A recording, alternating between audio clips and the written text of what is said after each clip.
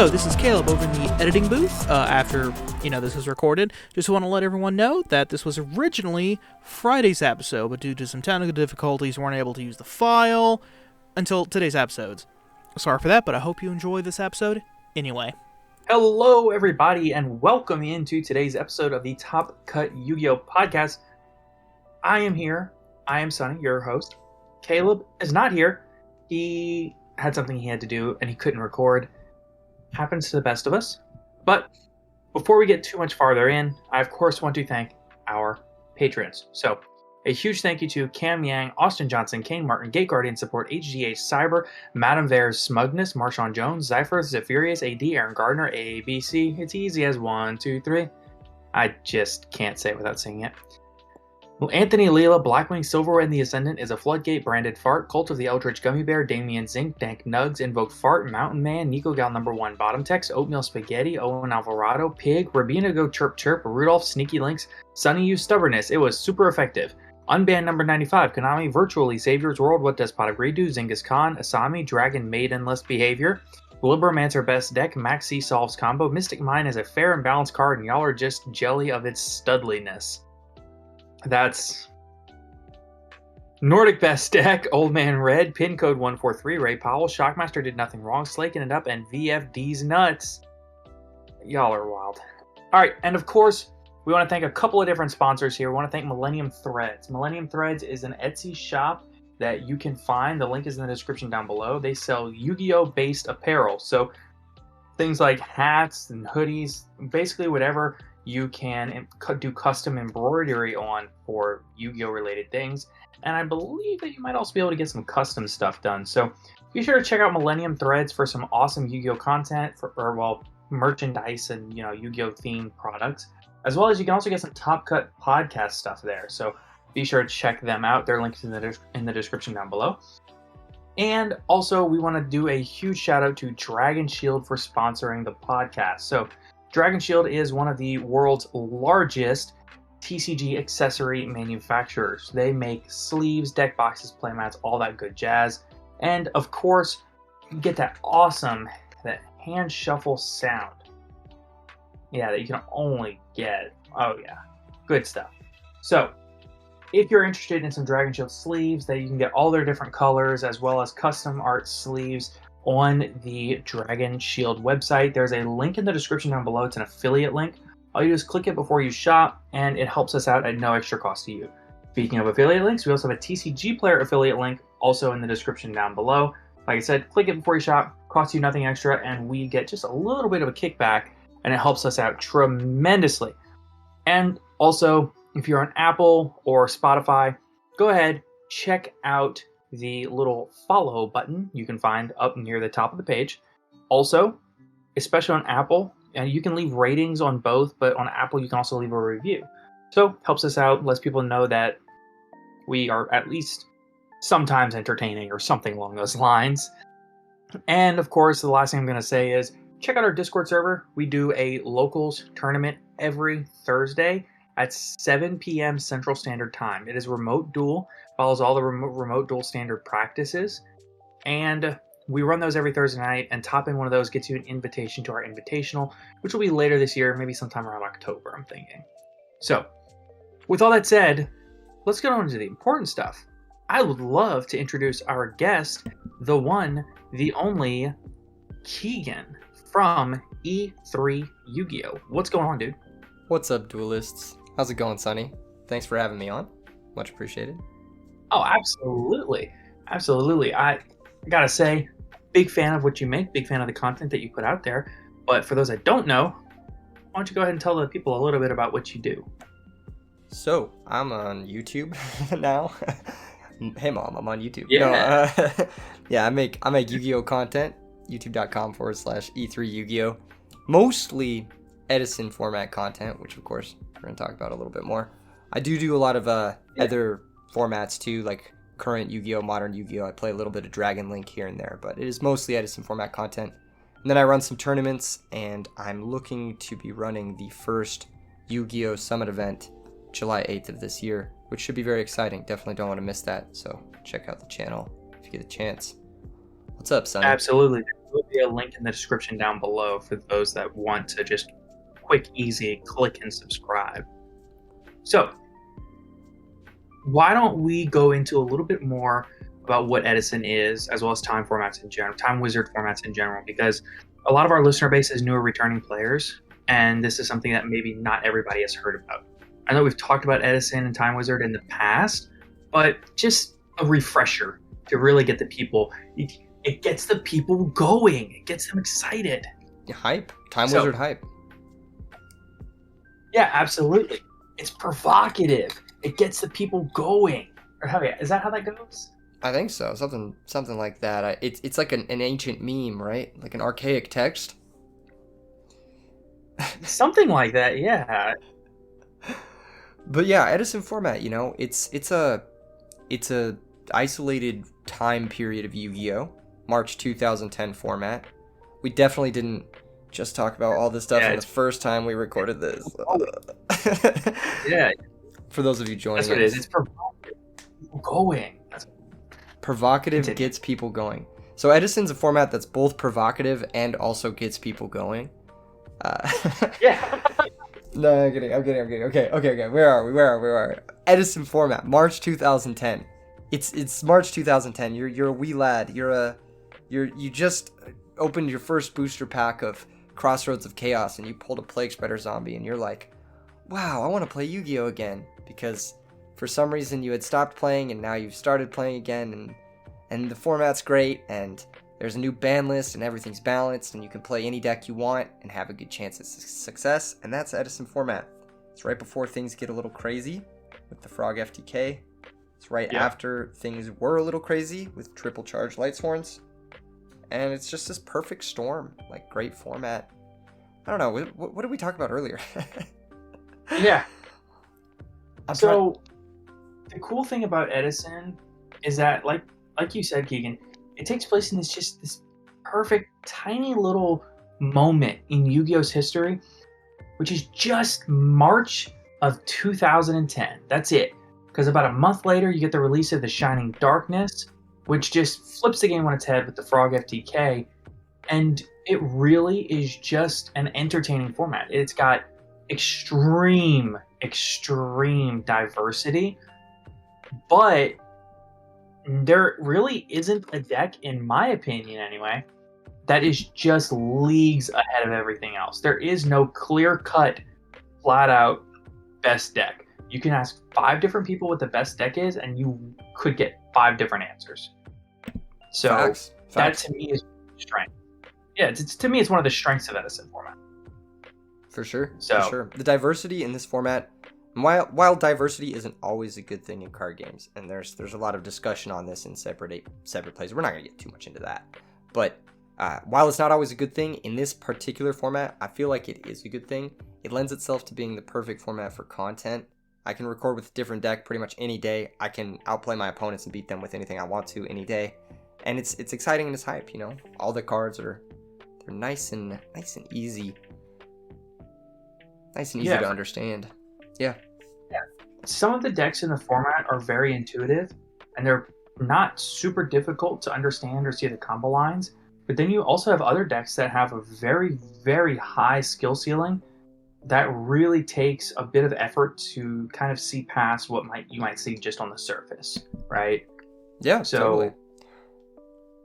It gives you the ability to see a lot more of the format as a whole and see a lot more different ways to play the game without ever really leaving the one format. Yeah. So yeah, you've got some powerful combo decks, you've got control decks, you've got aggro decks, you've got like these weird mid-rangey synchro decks. There's a lot of like in between here and there. I think a large part of it just lends itself to you're fighting for positioning in the first like 3 to 4 turns of the game, whether or not you're playing the control deck or you're playing the combo deck or whatever. And then once you get to that position, you pretty much have to play perfectly in this format. If you mess up even once, like you're gonna get punished by someone who's playing even slightly better than you, which is cool. It's cool. It's kind of what we want in Yu-Gi-Oh, right? Where the more skilled player gets rewarded. Definitely. So, how did we get here, though? How did we get to the point where we're playing this format from 2010. I Hmm. think that a lot of it has to do with the introduction of the Time Wizard format by Konami. So, really, as a whole, you have what could be considered kind of like the perfect storm for something like this to see the rise in popularity. You see the early 2010s rise in popularity of GOAT format, and even to the mid 2010s. But now, here with Edison, you see just not a slow rise to popularity and a slow gain in popularity, but a monumental rocket ship ride to the top of, in my opinion, this might be the most popular retro format in the game at this time. I think it's the most popular retro format right now, because if you look at Go format's completely solved. Plant Synchro is like Edison, but less diverse and not as good. And the next format that you get to that is more diverse is 2014 Nationals, and you might only be looking at 4 or 5 competitive decks in that format versus Edison. Oh, and the games are a lot faster, much faster paced, much higher pace. Totally. So when you Edison, though, it's kind of everything that you want in a format, right? As far as keeping the format fresh. Yeah. Yeah. One of the cool things about Edison, too, is that, like, the pacing of it leads it to be a very great time for, like, tournament coverage. It's a very great time for, a YouTube video or whatever, which is great. I mean, that's kind of what people want. They want to play like a 15-20 minute game. They don't want to be playing like these 45-hour like Yugi Kaiba mirrors, but they also don't want to be playing like these 3-second like Infernity mirrors where the person who just comboed off wins and you just have to concede because there's no counterplay. Right. So the pacing of it's really great, and there's a lot of little factors that lead it to be the best. One of the reasons, like, I personally came to the conclusion that Edison Format was the one I wanted to cover the most of is we were on, well, not we, but I was looking for something to do in my downtime. I lost my job due to COVID. We talked about this. You know what it is, but I lost my job due to COVID, and I was just looking for something to do in my downtime, and I was like playing retro format Yu-Gi-Oh. I was playing a lot of Go format, and I was like, man, this format kind of blows. Yeah. I love it, but just, oh my goodness, like, you can only get Trinity BLS so many times before you can't do it again. You can't do it again. Hands off.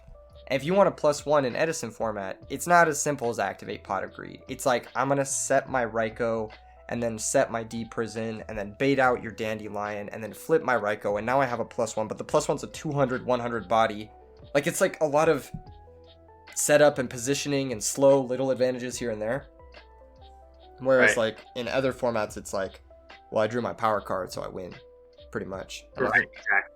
That's pretty cool. Not to say that Edison doesn't have power cards. So unlike in Yugi Kaiba or whatever, creator of the earlier formats, where the power cards are like Regeki and whatnot, Yu-Gi-Oh's power cards in this time are all these really interestingly seeded boss monsters, like Gladiator Beast Heraclinos, Archlord Christia, Dark Arm Dragon, Judgment Dragon. These cards are very powerful, and they can give you a very big advantage. They don't necessarily win the game on their own, unlike in later formats where one-card combos like Infernity, Archfiend exist. But they do reward you for playing positionally and setting up to getting to the point where you get to use them. So I think it leads to a cool sort of gameplay where in the late game, everyone has a little bit more power that they're messing with. Definitely. Yeah. So how does all of this relate to you and your channel? For people that don't know, like I said, Keegan runs the E3Yugioh channel, which is Ed and Edison, right? Yeah. That's essentially what it stood for, but in order to avoid cease and desist laws, went with a little bit of a name change at some point. How does it affect me? Well, I really like Edison format. I've been throwing some pretty big tournaments for it. I threw a series this year called the Really Big Edison Tournament Series. It's still going on. There's still 2 more installations if you guys want to join. Go to my channel. You'll be able to find a Discord link somewhere, and it's on that Discord. It's basically a free to enter like cash tournament for Edison. There's usually like 200 to 500 players in any given one of them, and it's just a good time. It's just a good time. Everyone who enters has a blast. It's all a similar kind of age group. It's usually like, we're all a little bit more grown now. We're not 16-year-olds like fighting over cards and shit anymore. We all got jobs. Yeah. Some of us got families, and everyone's really chill. I don't know. But what about the origins of your channel? Where did you come from? What made you want to get into this line of, I don't want to say line of work, but Yeah, interesting. Okay, yeah, so a little bit earlier, I did mention that I lost my job due to COVID. I was online just looking for something to do. Me and a couple of friends, we were in this Format Library Discord. Shout out to Format Library. Great Discord if you're looking to play old formats. Definitely. And we were playing different formats. We were just kind of feeling it out, seeing what we liked. And I was like, damn, why does no one play Edison? This format's amazing. And so we started like hyping it up a little bit. And more people started to play. And then we're like, there's really no content for it. Like, we couldn't find deck lists. We couldn't find anything. There was just like 1 or 2 threads on like some old forums for like 1 or 2 deck lists. And it was just very difficult to find stuff for it. So we got together. There's a large number of us, I think like 6 people involved. I was the one who was like kind of involved with the YouTube side of things, but Jazz was running the format library and Chappelle's running edisonformat.com, and they compiled a lot of rulings. They compiled like these very easy to use card databases so you can figure out exactly what you want to build. They gave it an easy place to publish lists and talk about different things like that. And I was like, I'm just going to make YouTube videos because YouTube's a great way to grow something that you're interested in, especially niche interests. I think YouTube's one of the best places for niche interests to grow. And we were able to show off exactly why we like the format. And a lot of people kind of started to agree with us. They were like, oh yeah, this format's the shit. This format's the stuff. Sorry about that. It's a good time. It's a good time. How did you get into Edison Format? I know you said you picked it up recently. So, you're going to laugh. I was watching History of Yu-Gi-Oh! And it seemed fun. So I started playing it, and around the same time, it blew up throughout the entire community. And that included our local community. And as it blew up for the entire community, and all of a sudden I had a locals place to go play, then I realized that the format's pretty enjoyable. So I was watching History of Yu-Gi-Oh! It seemed cool. And then when I realized that it seemed cool, the entire community realized that it seemed cool. So, every deck got expensive. Yeah, a little bit. Yeah, for sure. I mean, especially lately. I mean, buyouts have happened. We talked a little bit about buyouts earlier, but you know what? One thing I want to touch on right before we move on to the everything getting expensive is I do got to shout out MBT and CMO and all the people who put together like Edison coverage on these very large platforms. I mean, they gave me pretty much a kickstart to do a primarily Edison thing just by doing their 1 or 2 videos, and they got a lot of people like yourself and a lot of other people interested into what seems like a very fun-loving format. So, shout out to those guys. But yeah, things did get expensive. I know there are a few cards in your deck, particularly that you might want to comment on, that have gotten a little bit pricey. Let's go. I'm so ready. Okay. Can anybody tell me why Revived King Hades is as expensive as it is? What? Why? Can we stop? Can we not make Revived King Hades for no reason at all? I'm just gonna look it up. That way I'm not, like, I got it pulled up here. It's like $20 for the minimum rarity. That's for a heavy play unlim. Yeah, pretty much. If you want an unlim, it's $25, and because I'm allergic to unlims, for me, it would be like $40. And at that point, I may as well get the ulti, which is even more. Yeah, you're looking at like $40 for moderately played. Yeah. Which sucks. Yeah. It sucks. I honestly, it's tough. It's tough because like, it's one of those things, and we talked about this earlier. We did a take of the podcast earlier where the recording kind of failed, so we're rehashing quite a few things and in a scattered order. But you guys are piecing it together. You're piecing together the storyline here. Yeah. Smart listeners, they'll get there. Yeah, they know what's up. They know what's up. Basically, it's kind of inevitable that with these older formats or with anything that picks up popularity, I mean, money's going to get involved, right? Unfortunately, we can't have what we had like about 6 months ago where you could build any deck you wanted for around $25. Unfortunately, Yeah. we don't really have that anymore. But Konami's doing a great job of reprinting a lot of stuff. In the new OTS pack, they've got Caius the Shadow Monarch. They've got Skill Drain coming out as an ultimate rare. They've got a lot of cool, Edison format geared cards in a lot of the newer sets. I think you were mentioning earlier Armory Arm and Chimera Tech Fortress Dragon. You had mentioned those. Absolutely. Dude, let me say, whoever wants to do some trading and throw in some Hidden Arsenal Armory Arms, I want them all. I don't want 2 or 3. I want like 40 of them. Man's out here hoarding. Like we can talk about buyouts. I'm not a big fan of buyouts, but I'll trade for all of these because this card is ridiculously undervalued. Because this card is in almost every Edison deck. Yeah, pretty much. It's basically the Revive King Hot Ace, but in every Edison deck. And I think at 88 cents, it's a steal right now.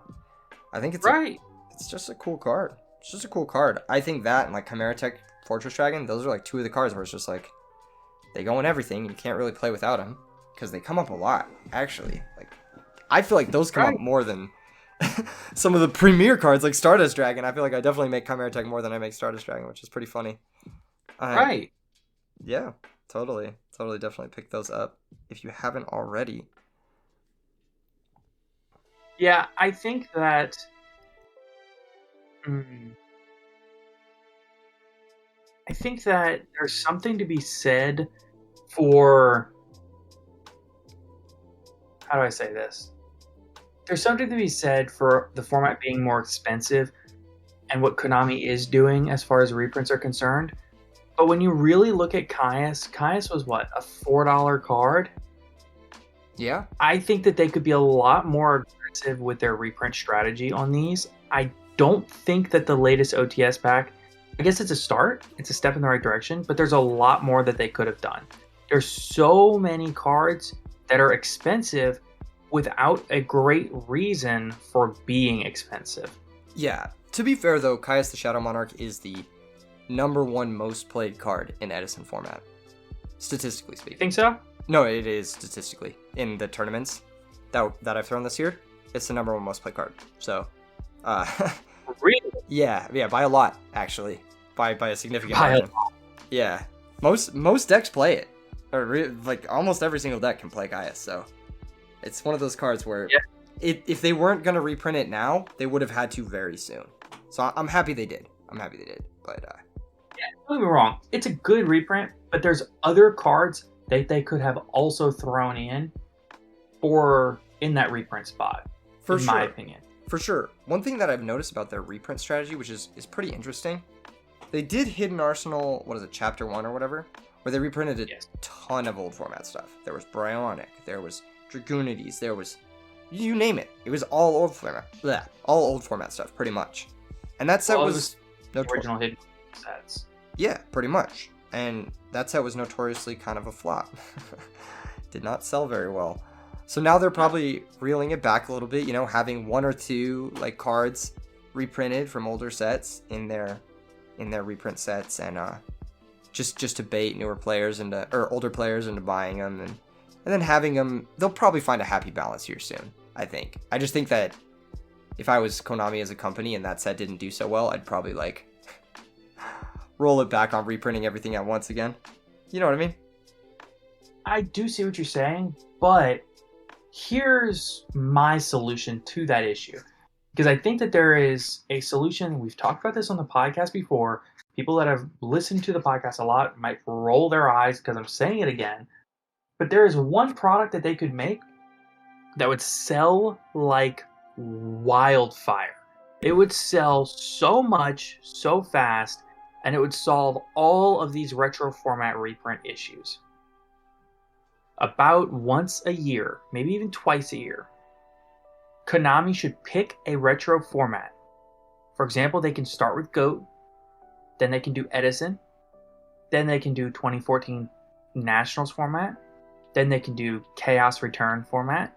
Whatever format they want to pick, they can pick that format, build 2 or 3 or 4 pre-constructed decks for that format, all in pretty low rarity, except for maybe 1 or 2 notable cards as ultra or super rare, and put it in a box style similar to the Battle City box from Speed Duels, where you get 2 pre-constructed decks. That way 2 people can walk up, purchase the product, and play against each other from the beginning. Yeah. And then what you do is you also include 2 packs. Say it's 2 20-card power-up packs, we'll call them, where the packs are your normal distribution ratios as far as, or even like a Mega Tin ratio, where you have mostly all commons with maybe a couple of rares, and then a couple of supers, a couple of ultras, and like 1 secret. Or 1 rare, 1 secret, 2 supers, 2 ultras. And then you have the possibility of pulling something in an ultimate rare.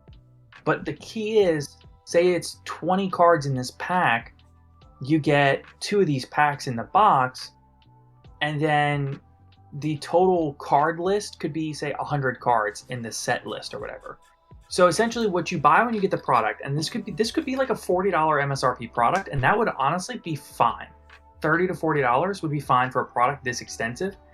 But you call it the time capsule or something like that, some kind of time capsule. And it gives you the ability to high rarity and low rarity various cards. For example, an ultimate rare Metamorphosis would look amazing. Things like that. You could also do reprints of cards like Trap Dust Shoot, Royal Oppression, Substitute, Revive King Hades, cards that are expensive for no reason other than they are played in a lot of retro formats. So you get this product. It's got 2 pre-constructed decks that are playable in this retro format. Maybe a little rule book that says the time frame and the ban list and some of the key rulings or something like that of this format. And then 2 power-up packs of 10, take 10 cards apiece. That's fine. That way the 2 players can kind of customize their decks a little bit, with the opportunity to pull one of, say, 4 or 5 extremely high rarity chase cards in, say, Ultimate Rare. For sure. That product would sell like crazy. For sure it would. For sure it would sell like crazy. But sales are not the ultimate goal of Konami. The ultimate goal of Konami is to get you addicted to the game where they can keep selling you products. The issue with old formats from Konami and printing something that is only geared towards old formats is that it does not perpetuate their goal of getting players to play modern Yu-Gi-Oh! Or getting players to play Master Duel, or getting players to play Duel Links, or whatever it is. Right. That's why thus far they've been mixing in newer cards with older cards, because at the point where you buy cards, let's say you're buying one of these reprint sets like Hidden Arsenal Chapter 1 or something like the new OTS packs, you're going to play a tournament to get a chance at pulling whatever. They're getting you to go play that tournament. They're getting more from you than your money, basically. They're getting this commitment into showing your interest. Like every single new card that you are exposed to is a free advertisement for Konami. Every time you see like a Striker Dragon, or every time you see like, I don't know, what's another really popular new card, like a Drytron card or something. Every time you see one of those in front of your eyes, it's an advertisement to play the current format of the game, which is where they can, like continuously create a product and continuously keep you in. For them right now, the old format, the OTS Time Wizard thing, it's just like it's honestly like, there's no reason for them not to do it, but for them to print a product that is only old format stuff, it would actually probably hurt their new format player base, at least initially, because a lot of the old format players who are being exposed to the newer cards are no longer being exposed to that. So it's counterintuitive to their whole like marketing strategy. I don't know. It's an interesting concept for sure though, because it would sell really well. It would be a huge like just cash out for them if they wanted it. Yeah, for sure. Yeah, it's just from a marketing perspective, it's not the wisest thing to do, and I can understand that from working that side of things in few different areas. So, but the thing about that, I know that you mentioned that it doesn't really pull players into advance, but I think that it does. I think that if you get some of these players that haven't played in a long time, they say they're walking through their Walmart and they see that and they're like, oh, hey, I played the game at this time. This is really cool. And they've got a buddy with them and they're like, hey, let's get this and let's just play some Yu-Gi-Oh! And then all of a sudden you've got these two players that maybe haven't played in 10 years playing Yu-Gi-Oh! Together. And they're like, I wonder what the game's like now. Totally. And then all of a sudden you have two more advanced players. Totally. And so I think that it convert people. It brings people back to the game because it reintroduces them to the game in a way that they're familiar with. And it drives the natural curiosity of the human brain, right? Yeah. To see what's going on now with the game. Of course. The other issue, though, I have with this is they've kind of painted themselves into a corner with erratas and ruling changes and rules in general. The way that Konami's errated so many of the older cards, I mean, more than 50% of any given Edison deck has an errata at this point. Like, it's just, for some reason, they've done that to sell new cards. When they reprint, like, let's say they reprint an Edison deck, they sell you a Raikou. Is it going to have the new text or the old text? If it has the old text, that's confusing to the newer players. And this is why I think erratas in general are just terrible for games. But, yeah, it would be a little bit hard for them to pull that off. And then, like, you'd have to not only convince someone to play the current format Yu-Gi-Oh!, but you'd have to teach them a whole new game at that point. You know what I mean? Like, it's tough. That's always part of the concern when a player tries to pick up Yu-Gi-Oh!, whether they're a returning player or a new player. Because let's face it, Yu-Gi-Oh! Is as complicated as it gets. Exactly. Exactly. No, you're right. I mean, especially with the new feature creep and everything, like, there's so much text on every card right now. It is so hard to convince someone. Like, if I want my friend to play Yu-Gi-Oh! With me, I have a good friend. He's like one of my closest friends. We play games together like all the time. And he plays Flesh and Blood, he plays Magic, he plays whatever. And just trying to convince him to play Yu-Gi-Oh! With me, he won't play any combo decks because it's just too much to learn. It's just too much information for a new player to invest their time into. Whereas, like, if you want to get someone to play Edison Format, it would be great for newer players. They would just have to really figure out how to backtrack all these errata, or just a way to do it in a way that's, like, more friendly. And that's why Duel Links was such a huge success, is because Duel Links stripped back the craziness that Yu-Gi-Oh! Has become. It made it a very simple game. Duel Links had more downloads, like, than Hearthstone total, which is insane, and it still has more active players, which is crazy. It's just great for new players. Honestly, they need more stuff like that. But I don't know if I would definitely. What's up? I would definitely agree with that. Yeah, and while I do think your product is like a dream come true for people like us who want to revive King Hot Ace for 5 cents, or we want an Armory Arm for 5 cents or whatever, it's just it's a little unrealistic that they'll do something like that simply because of the what they're looking to accomplish, I suppose. If there was a way where, let's say, if there was a demand that exceeded, let's say it exceeded the demand for their current format game, maybe. But right now, I mean, like, retro formats, it's a small fish. We're a small fish in an ocean, bro. We're a small fish in an ocean. We're competing with sharks, dude. Like, literal XYZ overlay to waterfall monster. You know what I'm saying? Like, it's tough. Yeah. It's tough out here for the retro guys. No lie. That is true. Well, on that slightly depressing note, we're going to take just a moment here to take a quick note from our sponsor. So, a huge thank you to ETB Games in Alexandria, Louisiana for sponsoring the podcast. They are, of course, me and Caleb's locals, and you can find Yu-Gi-Oh! Tournaments there every Thursday and some Saturdays occasionally. In fact, we have an upcoming Edison tournament being held on June 25th. So, if you're interested in Edison and you're anywhere in the area of Alexandria, Louisiana, be sure to come by ETB Games, check it out. Me and Caleb will be there if you want to come in, hang out, say hey. And, of course, ETB Games is also your one-stop shop for all of your card game needs. They have sleeves, they have deck boxes, play mats, binders, singles, and sealed product for all the games that you love, like Pokemon, Yu-Gi-Oh!, Magic the Gathering, and Digimon. And, of course, you can also find everything that you need for all of your tabletop gaming needs, figurines, paint for them, the big mats that go on top of tables, and a space to play the games in, as well as a space to go in and play all the video games that you love. So if you're interested, be sure to check out their link, which is in the description down below. And of course, be sure to check out that Edison tournament, which is being held again on June 25th. So with all that said, let's get back on into the meat of the discussion. I actually want to give a I special wanna take- shout out real quick to ETB Games as well, or like any local game store that's throwing Edison events. If you guys want a little bit of a boost, if you guys want some sort of stuff, DM me on Twitter at E3Yugioh, and I'll add I have a local spreadsheet for Edison that I put in the description of all my videos, and I'll put your locals information in there so people can find your tournaments and more people can come to your stores. It takes a lot of work to run the local stores, so shout out to the locals. Absolutely love local shops that keep this going. You know, they keep the game strong. So, all right, I want to talk a little bit about the actual meta of Edison.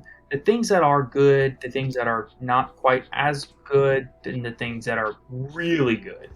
So, in no particular order, I would love to hear your maybe top 5 decks of the format. Yeah, for sure. So, top 5, little disclaimer. I mean, before we get into it, there is a very small margin between the top 5 and the next 5. And I do think that the next 5 can beat the top 5 pretty consistently, given that you're playing well. I think skill matters a lot more than actual what you choose to sleeve up in this format to an extent, right?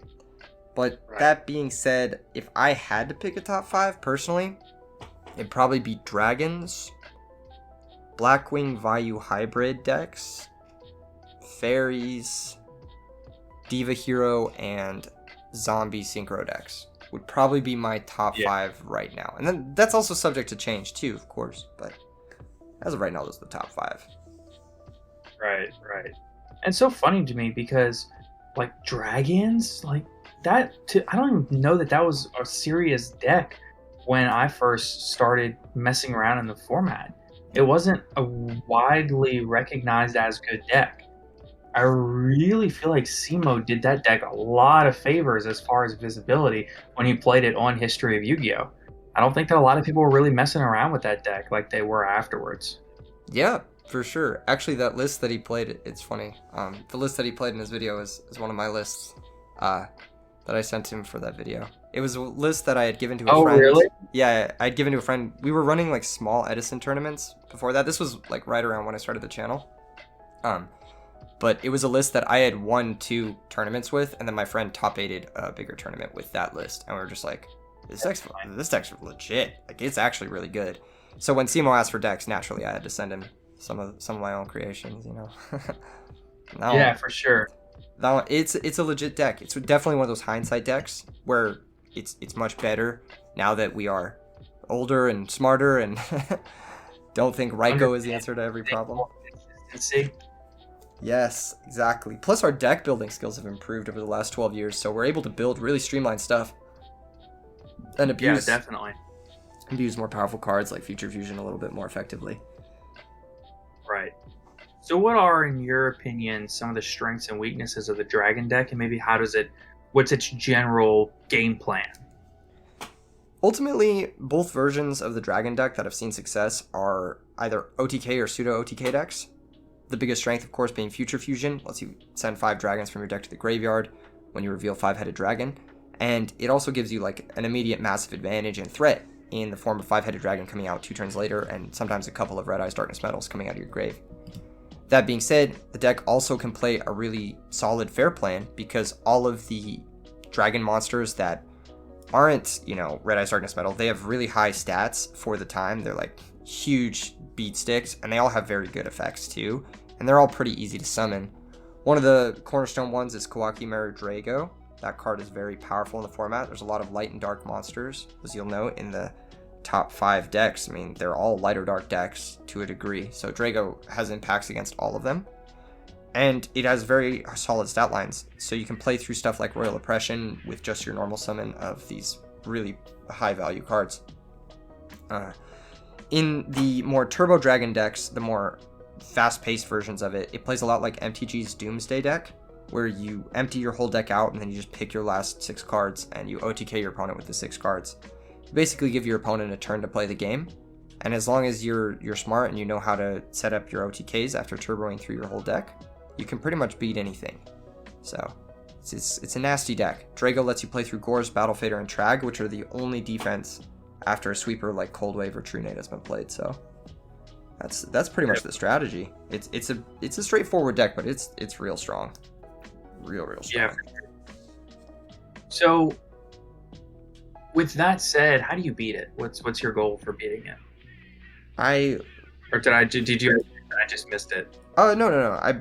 I think we talked about it a little bit earlier when we did the first little recording with Caleb. Caleb mentioned cards like Level Limit, Area B, and to a more extreme extent, you could play stuff like Dragon Capture Jar, unironically, and it would be pretty good.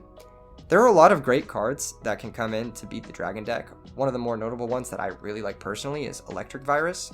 Not only is it a monster, which you can summon worst case scenario, but it has applications against machine decks, it has applications against stealing opponent's Cyber Dragons, it has applications being a light, if you want lights for Honest or Chaos Sorcerer, it's searchable off Sangan. There's a lot of little unique things with Electric Virus. In general, in Edison format, you can play really narrow, amazing outs like Dragon Capture Jar, or you can play more versatile stuff like Electric Virus. Generally speaking, as a player, I prefer to play the more versatile stuff, just because you cover a wider range of decks. The format, right. I don't know if we've mentioned this, but the format's really diverse. So having more versatile responses to the deck, like Electric Virus, or in some cases Kaiku the Ghost Destroyer, it can be a lot better than having the more narrow outs like Victoria or Dragon Capture Jar or whatever. You get the idea. Right. So the next deck that we're going to talk about here is, I guess some people call it Vayu Turbo, but really it's more Vayu Blackwings. Yeah, this deck is interesting. I mean, it's popped up a lot recently. It just won the last major Edison format tournament in the hands of Monster Gamer 13. It's a combination deck between Vayu Turbo and the standard Black Whirlwind Blackwings decks. It's interesting to think that this is ultimately a Blackwing deck, but it just min-maxes on the Vayu strengths a little bit more by playing 3 copies of Dark Grepher. Yeah. And it's just a really, really gross deck. You get to play the best trap cards in the game. You've got Icarus Attack, Phoenix Wing Wind Blast, Compulsory, Regeki Break, Karma Cut. These are the best trap cards because you can use them at any point, realistically, and you can also hit any card with them. So they have the most versatility in terms of use and whatnot. You discard a Vayu, it's not like a real discard, right? Because you get that +1 back later on. And then also you get to play 5 of the strongest starts in the game. 3 of them are Dark Grepher. Of course, you can play a Road as well and have 6. And then you can have the 2 Black Whirlwinds as well, which are some of the more devastating starts. You know Black Whirlwind. I'm sure you and the listeners all know Black Whirlwind. Yeah, that card's crazy. It's gross. I actually saw someone combo off with it in Modern Yu-Gi-Oh! Recently. I know that the Blackwings are getting more support, and Black Whirlwind's going to be a key card in that deck coming up, so if you want shiny Black Whirlwinds, now would be the time to get them. I'd say. That is true. That is true. So, what would you say are some of the weaknesses of that deck? This deck can be hurt by getting its normal summon clipped, sometimes. If they're on Vayu, turn player priority pitch to send, then the normal summon's not as important, but clipping the normal summon prevents them from getting the Whirlwind Search, so you can get pseudo +1s by using a bottomless trap hole on a normal summon. You have to be careful of things like Icarus Attack being chained, but bottomless trap hole and trap hole by extension I think are pretty good cards against this deck. Consecrated Light is another great card against this deck. It is a little bit narrow and it is double-sided, so you have to be careful of it. And it is a little weak to the opponent using any of those really powerful generic removal spells. But if it's incidental for you to have Consecrated Light in your deck, like let's say you're playing Light's Horn or whatever and it just happens to fit in your engine because you have Shining Angels or Sangan or whatnot, it's a fine sideboard card. In general, this deck can be really difficult to play against. Be careful of your life total. The way I like to sideboard against this deck is I actually like to side out every single card that costs life. If you can keep your life total high enough, then you can maybe stabilize with your power cards and your linear strategy later on. But It's a tough deck to play, that's for sure. Yeah. All right, next we have fairies. Fairies. Oh man, we talked about this a lot earlier. Fairies is a deck that I'm really proud of. I put a lot of personal work into it. I personally invented the list that's like very successful right now. So, it's my favorite deck in the format. What's up? I said, which is very cool, by the way, that you basically invented the list that is the most popular version of the deck. Yeah. There's a lot of work that went into it, but not just from me, but definitely had the right idea on it. There's a cool little loop you can do where Christia is like essentially an infinite resource. If Christia would be destroyed, it goes to the top of your library instead. So you can build up these locks, like with DD Warrior Lady and Dimensional Alchemist and Christia. You have infinite... It goes back to the top of your deck for those of you that don't play Magic. Yes, exactly. Not your library, your deck. Yes, my bad. My bad. I played too many different games. I had to. You got me. No, you're right. Goes back to the top of your deck, not your library. Yeah, so with Christia, going back every time it dies, you get an infinite resource. Every time you summon it, you get to add back a fairy from your graveyard to your hand. And you can add back Dimensional Alchemist, which can add back DD Warrior Lady. So you have infinite banishes on your opponent's monsters. So you can play the game in a very controlling way, where you just banish every single monster your opponent has in their entire deck, and then you lock them out of the game from special summoning, and you eventually just grind them out of resources. Or you can play the game in a more aggressive fashion with Soul of Purity and Light, which is just a fast, like 2000 beater. Freed, which is kind of like a normal summon top your guy thing. Honest's, Herald of Orange Light to clip your opponent's normal summon, keep them off tempo. And you can play it very aggressively as well. So it's like an aggro control deck, if that even makes sense. It kind of depends on which draws you get, but you can dictate the speed of the game really easily. Like you can switch from aggro to control. Because Shining Angel is so versatile of a card, it lets you toolbox anything from your entire deck, and there's like 5 or 6 amazing cards that you can tutor with the Shining Angel to set up whichever game plan your hand wants to go for, basically. Right. So, weaknesses? Weaknesses. There are some pretty big ones. I think one of the biggest ones is Deck Devastation Virus. Unfortunately, the deck is kind of pigeonholed into playing a lot of monsters that are sub 1500 attack. So if your deck can support Deck Devastation Virus, it's a great card against it. It is a little awkward if you hit 4 fairies and they just drop a Christie on you. Of course, that does suck, but... Yeah, I mean, that's one of the weaknesses. And then I think the other weakness is Light Imprisoning Mirror. That's a pretty big weakness. You do have to be careful. They can still use Herald of Orange Light and Honest, because those activate in the hand. And it doesn't stop static effects like Christia's effect in play or Soul of Purity Light's effect in play. So, yeah, you got to be careful of what it does and doesn't negate. But it's still a great sideboard card. Shuts off a large majority of the deck. Yeah, absolutely. Yeah. Next, we have a deck that has become a personal favorite of mine, which is Zombies. Now, Zombies, to me, are one of the most surprisingly explosive decks in the format. It's kind of like this weird control mid-rangey explosive deck. Yeah, totally. It's definitely like, it takes a turn or two to get going, but once it gets that one monster in play, and the one monster I'm talking about here, of course, is Goblin Zombie. Once you get Goblin Zombie in play for a turn, and then you get an extra normal summon, somebody better stop you then. Somebody activate Threatening Roar or something, because you're going to win the game. You're going to win the game. If you get a turn where you have Goblin Zombie, and you get another normal summon, that's it. That's pretty much it. You can normal a Plague, you can normal a Diva, and you're getting at very least 2 level 6 synchros with a bounce, with a search, or you're getting a full-blown OTK every single time. So, definitely one of those decks you don't want to let them ever have extra bodies in play. And of course, sometimes you don't even get the choice, because Book of Life gives them that extra body in play right away. So, very dangerous deck to play against.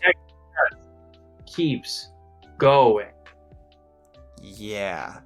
It's like, once it starts comboing, it almost feels like a modern deck. It almost feels like you're linking off Black Dragon into Striker Dragon. Like, synchroning with Goblin Zombie, it just feels like that, you know what I mean? Like, Right. It's nasty. It is a scary deck. It's one of the best Dark Arm Dragon decks too. And that card, of course, you know Dark Arm Dragon. You know. You have to know it. If you're listening to the podcast and you don't know Dark Arm Dragon, what are you doing? What are you doing? You look up Dark Arm Dragon right now. You got to know the card. Yeah. And it just manipulates the game state in a way that it's advantageous to have Dark Arm Dragon in your hand, right? Sometimes Dark Arm Dragon is not, it can be a little bit bricky sometimes, but in this deck, it is really easy to drop it. Yeah, between Book of Life, Mizuki, Zombie Master, Plague Spreader summoning itself out, like all these different ways, like just so easy to get that Dark Arm Dragon down. Oh, yeah. So I would love to hear, though, in your opinion, what are some of the kind of generic strengths and weaknesses of the deck? One of the strengths of the deck for sure is just how many limited bombs it can play. There are so many limited cards. If any of you guys played the format right before Edison Format, which is it's like 2009 Lightsworn format, Zombies was actually the best deck right before the ban list. It had 3 Bryonics, it had 2 Allures, it had 3 Burials, it was insane. It was actually so broken right before the ban list. And it turns out it's still broken even after the ban list just because all of the cards that are limited are still insane. You just only get to play one of them. That's probably the biggest strength to it. I think one of the biggest weaknesses to it is a tiny bit slow. It does need that extra turn to summon. It needs to resolve that first Goblin Zombie to make that big explosive play. And if you can stop that from happening using something like a Banisher of the Radiance, for example, or if you can activate a Dimensional Fissure, those are more narrow outs, but you could also do something like summon a Kaiku the Ghost Destroyer or use Royal Oppression. And these 2 floodgates are really, really good against the zombie strategy because they need to synchro in order to combo. And if you negate the synchro, then they're just doing nothing, more or less. Right.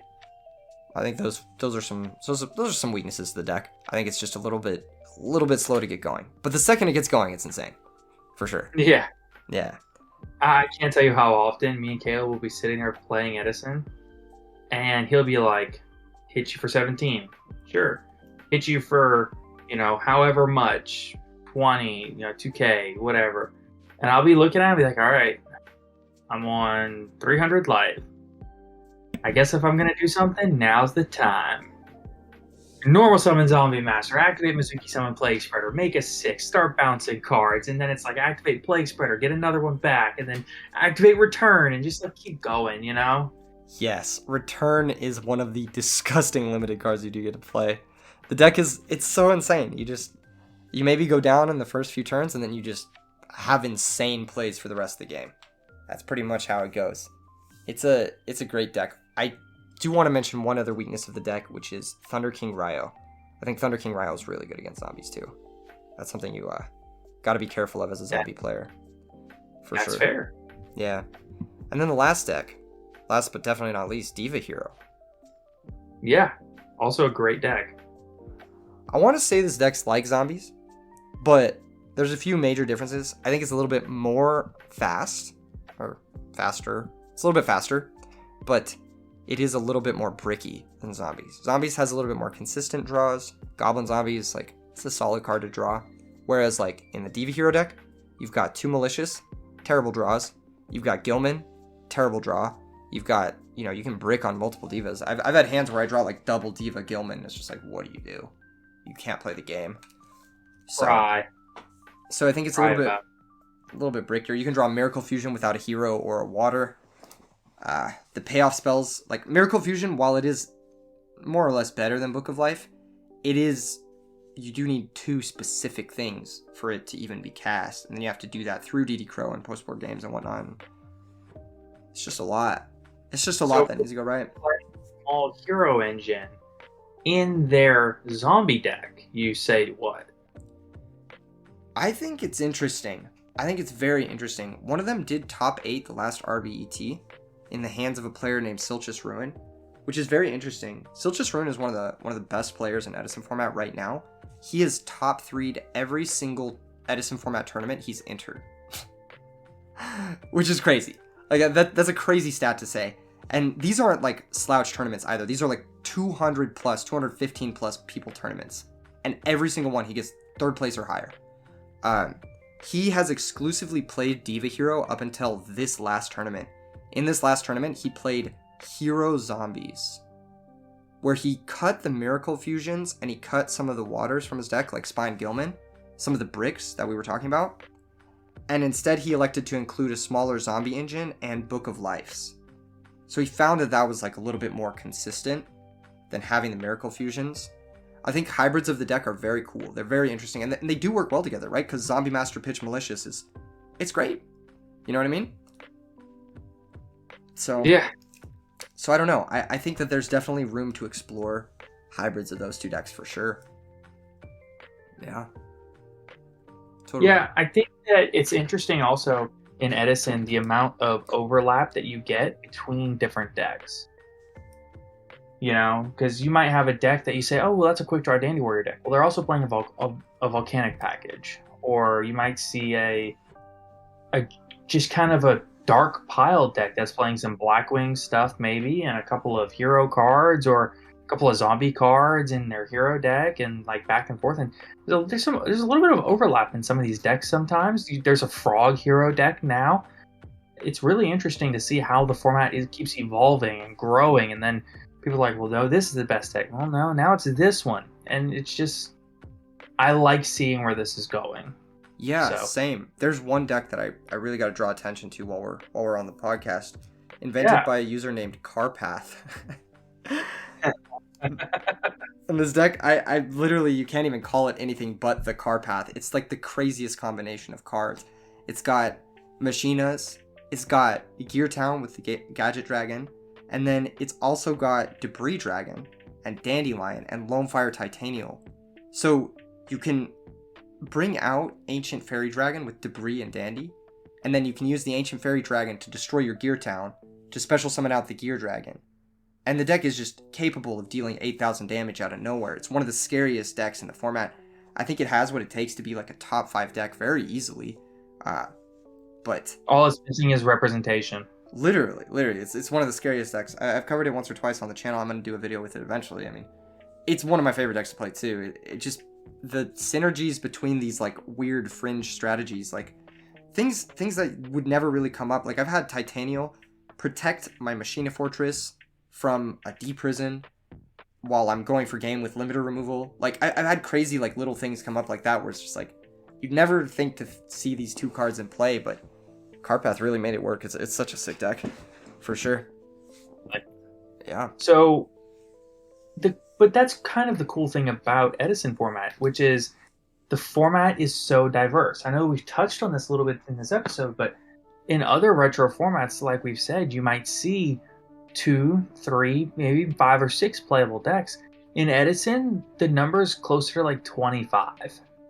Yeah, honestly, yeah. Higher. In any of the major tournaments, like top 32, easily 20 to 25 different decks in top 32. Easily, if not more, which is wild. Almost every single top 8, like the least diverse top 8 we've had so far this year, has had 7 different decks in it. So wild to me. It's crazy. And for better or worse, that's what Edison format is. And if you enjoy it, there's lots of different ways to play it. And if you don't enjoy it, well, then you're doing something wrong. Literally, give it a chance. I mean, it's a great format. There's something for everyone in it, for sure. If you want to play Burn, Degen stuff, there's Degen stuff. If you want to play Synchro stuff, there's Synchro stuff. If you want to play, brain dead pardon me. If you want to play You're good. Smart strategies, very intelligent strategies like Normal Summon Green Gadget, be my guest. I mean, like, there's something for everyone in Edison format, for sure. So definitely check it out. Definitely. And if you want to check out a whole heck of a lot more Edison content, you can find that on the E3Yugioh channel. Is that right? Yeah, that's where I'm at. Did I do that right? Yeah, no, you got it. You got it. Nailed it. It's a difficult name. Only 2 characters, but do a little bit more plug-in, dude. Let people know kind of the things that they can expect to see on your channel. Is it just meta talk? Is it just deck profiles? Tell people about what they can find on your channel and where they can find you, besides the link in the description. So my schedule is pretty interesting, right? I mean, I try to upload 7 days a week. I usually miss like 1 or 2 days in a month, but I almost upload every single day. If you guys want to see competitive gameplay attached to deck profiles of never before seen decks, that's the place to go. Additionally, I do a major tournament every other month called the RBET, or Really Big Edison Tournament Series. They're free to enter. They usually have huge cash prizes. If you want to play Edison format with some of the best players in the world, that's definitely where you want to be. And if you just want to watch them, the whole tournament is covered in full on the channel live, and the VODs go up immediately after. You can watch the previous RBETs there as well. And then last but not least, something I'm just getting into, which I'm going to do the first one very soon, is I'm going to be doing Yu-Gi-Oh! Summit style events. In-person, invitational events. There's going to be live commentary, really fun side events. It's going to be like 8 of some of the best players in the world for the first one. Hopefully they're going to be bigger in the future, but this one's going to be a test run. This one's going to be on July 8th, so definitely don't miss that. It's going to be a ton of fun. Absolutely. And without a doubt, if you haven't already, check out E3Yugioh. Subscribe to them on YouTube for what is, in my opinion, probably the best and most... Ooh, there's a word. Not conclusive. There's a C word here. Comprehensive. The best and most comprehensive Edison coverage and analysis that you can pretty much find on YouTube. So be sure to check them out. I think it's at E3Yugioh on Twitter. Yep. Yeah, so be sure to check out E3Yugioh pretty much everywhere that you can find your normal content. Well, not Spotify and Apple iTunes where you find our content, but like, YouTube, Twitter, things like that. So yeah, of course. With definitely, go ahead, listeners, if you're listening right now and you're not already following the Top Cut podcast on everything, including YouTube, including Spotify, including Apple Podcasts, do it right now. Leave them a 5-star review. Say that Edison Format's the GOAT. Say whatever, but just leave them a 5-star review, because these guys are doing some cool stuff. They're putting on a lot of cool people. They're making some big moves. So definitely check them out. The duality of the statement that Edison is the GOAT is just something that I love. It's All ironic, right. Really. The duality of Yu-Gi-Oh! Truly. All right. With all of that said, you know what that statement is? While I'm thinking about it, that statement is provocative. It gets the people going. Truly provocative and gets the people going. I agree. Thanks for having me on, Sonny. It was a blast. Yeah, absolutely. Anytime, bud. All right. With all that said, thanks so much, E3, Keegan. Thank you for coming on again. And until next week, have a great weekend, everybody.